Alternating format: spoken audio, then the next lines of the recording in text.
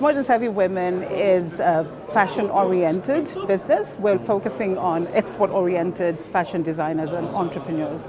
We believe that with all the international trade agreements that Africa has with the rest of the world, the young fashion designers have to be able to participate in trade and learn what it takes to get into these international markets. It's all about making trade inclusive. Fashion is not a hobby. Today, in one of the sessions that I attended, somebody said agriculture is a $1 trillion industry. Fashion is a $3 trillion industry.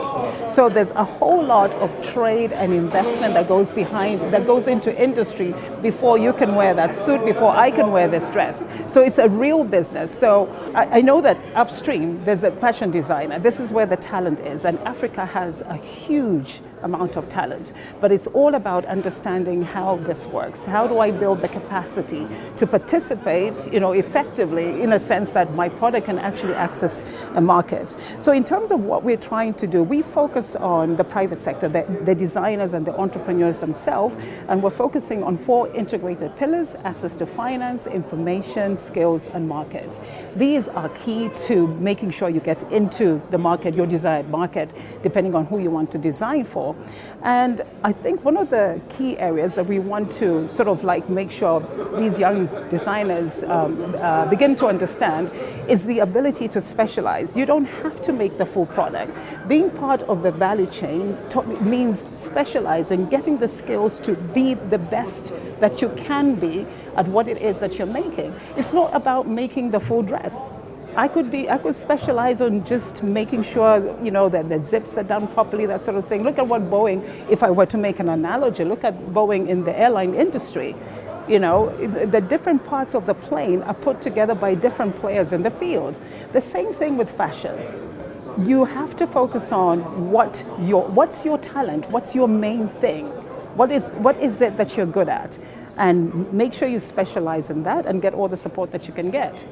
But again, fashion is a trade, is actually based on international trade. And when you look at the global value chain of fashion industry, the global market value, which is $3 trillion, I repeat, is based on the fragmentation of production. The different bits of what you eventually call a dress or a suit are being put together by different players in the field. But again, that goes to the places or the areas or the countries where the skills are on point, labor, in terms of the cost of labor and raw materials, and everything is on point. So you're looking at a business environment that's conducive to production happening in that part of the world, or in terms of making sure who can integrate into that whole space. I think we need to look at what makes the fashion industry work. What makes it work? We tend to look more at the modeling side and the fun bits. But before you can get to the fun bits, there's a whole machinery that's gone into it to make sure that we can get to that bit that we all tend to enjoy, consume, whether it's to watch, some fashion show or buy, personal products for ourselves. We need to link investment in the industry, production, whether it's production of textiles and setting up of factories, production factories. And that's what's going to, actually, if you ask me, we don't have a fashion industry in Africa. We have a fragmentation of, random activities, happening.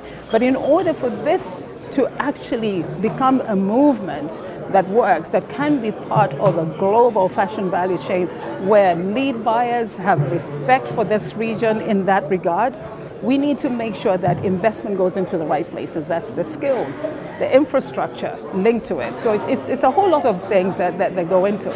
What I love about this investment forum, Africa Investment Forum, is that I think it gives hope to a lot of project promoters, because to be able to come to an investment forum and actually be involved in a transaction or a potential transaction, I think it's a great takeaway for most of the participants, especially the promoters, but also looking at the investors.